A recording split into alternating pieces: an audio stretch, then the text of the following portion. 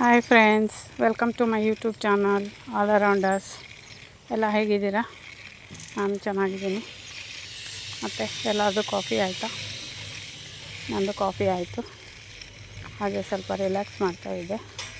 Walk ಹೋಗಬೇಕು, ಸ್ವಲ್ಪ ಹೊತ್ತು ಬಿಸಿಲಿದೆ ಅಂತ ಇಲ್ಲೇ ಕೂತಿರ್ತೀನಿ.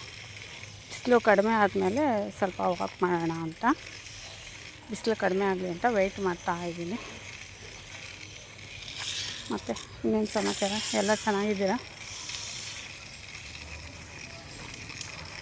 ಬಿಸಿಲು ಸ್ವಲ್ಪ ಇವಾಗ ಕಮ್ಮಿ ಆಯಿತು. 5 ಗಂಟೆ ಮೇಲೆ ಸ್ವಲ್ಪ ಬಿಸಿಲು ಕಮ್ಮಿ ಆಗುತ್ತೆ ನೋಡಿ. ಆದರೂ ಎಷ್ಟು ಶಾರ್ಪಾಗಿದೆ ಬಿಸಿಲು. ತುಂಬ ಬಿಸಿಲಿದ್ದಾಗ ವಾಕ್ ಮಾಡೋದು ಕಷ್ಟ ಆಗುತ್ತೆ. ಹಾಗಾಗಿ ಸ್ವಲ್ಪ ಬಿಸಿಲು ಕಡಿಮೆ ಆದಮೇಲೆ ನಾನು ವಾಕ್ ಹೋಗೋದು. ಸ್ವಲ್ಪ ಎಳೆ ಬಿಸಿಲಿದ್ದರೆ ನಮಗೂ ಒಳ್ಳೆಯದು, ನಮ್ಮ ಚರ್ಮಕ್ಕೂ ರಕ್ಷಣೆ, ಕ್ಯಾಲ್ಶಿಯಮ್ಮು ಸಿಗುತ್ತೆ, ವಿಟಮಿನ್ ಡಿ ಸಿಗುತ್ತೆ. ಹಾಗಾಗಿ ನಾನು ಸೂರ್ಯ ಇನ್ನೂ ಇರುವಾಗಲೇ ವಾಕ್ ಮಾಡ್ತೀನಿ. ಸೂರ್ಯ ಮುಳುಗಿದ ಮೇಲೆ ವಾಕ್ ಮಾಡಲ್ಲ. ಹಾಗಾಗಿ ಈಗ ವಾಕ್ ಮಾಡೋಕ್ಕೆ ಹೊರಟಿದ್ದೀನಿ. ನೋಡಿ, ಸೂರ್ಯನ ಬಿಸಿಲು ಎಷ್ಟು ಚೆನ್ನಾಗಿ ಬೀಳುತ್ತೆ. ನಮಗೆ ಸೂರ್ಯನ ಬೆಳಕಿಗೇನು ಕಮ್ಮಿ ಇಲ್ಲ, ತುಂಬ ಚೆನ್ನಾಗಿ ಬೆಳಕು ಬರುತ್ತೆ. ಆದಷ್ಟು ನ್ಯಾಚುರಲ್ ವಿಟಮಿನ್ ಡಿ ನಮಗೆ ಸಿಗೋದ್ರಿಂದ ನಮ್ಮ ಹೆಲ್ತ್ಗೆ ಅಷ್ಟೊಂದು ಪ್ರಾಬ್ಲಮ್ ಆಗೋಲ್ಲ.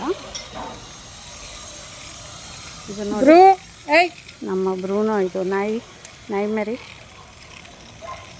ಹೇಗೆ ಆಟ ಆಡ್ತಾಯಿದೆ ನೋಡಿ. ಇದಕ್ಕೆ ನಾನು ಹೊರಗಡೆ ಬಂದರೆ ಇದನ್ನು ಕರ್ಕೊಂಡು ಹೋಗಬೇಕು ಅಂತ ಇದ್ರದ್ದು ಒಂದು ಶುರುವಾಗುತ್ತೆ ಹೋರಾಟ.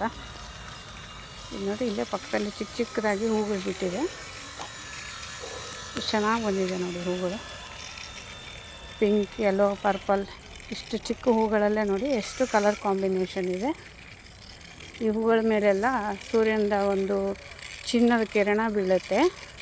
ಹಾಗಾಗಿ ಈ ಹೂಗಳು ತುಂಬ ಫ್ರೆಶ್ ಆಗಿ ಕಾಣಿಸುತ್ತೆ ನೋಡೋಕ್ಕೆ. ಸೂರ್ಯನ ಬೆಳಕು ಚೆನ್ನಾಗಿ ಬೀಳೋದ್ರಿಂದ ಇಲ್ಲಿ ಗಿಡಗಳು, ಹೂಗಳು ಎಲ್ಲ ಚೆನ್ನಾಗಿ ಬೆಳೆಯುತ್ತೆ. ನೋಡಿ ಎಷ್ಟು ಸುಂದರವಾಗಿದೆ ಇದು ಕಲರ್. ನೋಡೋದಕ್ಕೆ ಒಂಥರ ಚೆನ್ನಾಗಿ ಅನಿಸುತ್ತೆ ಕಣ್ಣಿಗೆ.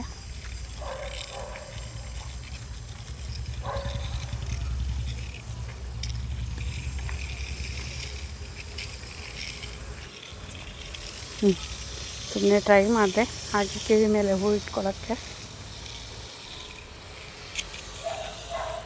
ನೋಡಿ ಸನ್ಸೆಟ್ ಹೇಗಿದೆ.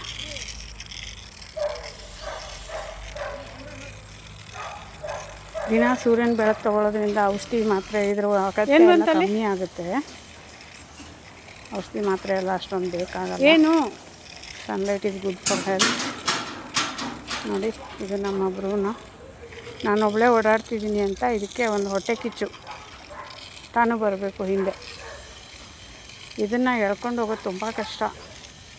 ನಮ್ಮನ್ನೇ ಇದು ಎಳೆಯುತ್ತೆ. ಇದನ್ನು ನಾವು ವಾಕ್ ಮಾಡಿಸಲ್ಲ, ನಮ್ಮನ್ನು ಇದು ವಾಕ್ ಮಾಡಿಸುತ್ತೆ. ವಾಕಲ್ಲ, ರನ್ನಿಂಗೇ ಮಾಡಿಸುತ್ತೆ. ಜೋರಾಗಿ ಎಳ್ಕೊಂಡು ಹೋಗುತ್ತೆ. ಹಾಗಾಗಿ ಇದನ್ನು ಕರ್ಕೊಂಡು ಹೋಗಲ್ಲ, ಅಲ್ಲೇ ಬಿಟ್ಟೆ ಸ್ವಲ್ಪ ಹೊತ್ತು ಹಗ್ಗ ಎಲ್ಲ ಬಿಟ್ಟು ಆಚೆ ಬಿಟ್ಟು ಹೋಗೋ ಬರೋ ಜನಕ್ಕೆಲ್ಲ ಬಗಳ್ಕೊಂಡು ನಿಂತಿರುತ್ತೆ. ಎಷ್ಟೊಂದು ಸಲ ಜನ ಎಲ್ಲ ಕೇಳ್ತಾರೆ, ಏನು ನಿಮ್ಮ ನಾಯಿ ನನಗೆ ಬಿಟ್ಟಿದ್ದೀರಾ ಅಂತ. ಪಾಪ ಅದಕ್ಕೂ ಸ್ವಲ್ಪ ರಿಲ್ಯಾಕ್ಸ್ ಬೇಕಲ್ಲ, ಅದಕ್ಕೆ ಆಚೆ ಬಿಟ್ಟಿರ್ತೀನಿ ಒಂದೊಂದು ಸಲ. ಬಿಡೋ, ಕಡ್ಡಿ ಬಿಡೋ, ಹೇಗೆ ಆಟ ಆಡ್ತಾ ಇದೆ. ಕಡ್ಡಿ ಬಿಡೋ. ಇದು ಕಡ್ಡಿ ಗಟ್ಟಿಯಾಗಿ ಹಿಡ್ಕೊಂತು ಅಂದರೆ ಬಿಡೋದೇ ಇಲ್ಲ, ಜೋರಾಗಿ ಕಚ್ತಾ ಇರುತ್ತೆ. ಕಡ್ಡಿನ ಒಳ್ಳೆ ಮೂಳೆ ಥರ ನೋಡಿ ಹೇಗೆ ಜಂಪ್ ಮಾಡುತ್ತೆ.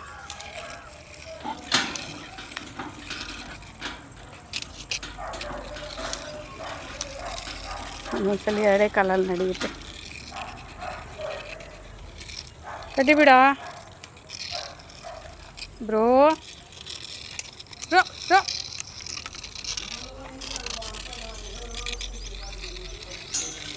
ಬಿಡ ಕಡ್ಡಿ ಬಿಡು, ಕಡ್ಡಿ ಬಿಡ, ಕಡ್ಡಿ ಬಿಡು. ಕಡ್ಡಿ ಗಟ್ಟಿಯಾಗಿ ಹಿಡ್ಕೊಂಡ್ರೆ ನಮಗೆ ಬಿಡ್ಸ್ಕೊಳ್ಳೋಕ್ಕೆ ಆಗಲ್ಲ, ಅಷ್ಟೊಂದು ಗಟ್ಟಿಯಾಗಿ ಹಿಡ್ಕೊಳ್ಳುತ್ತೆ.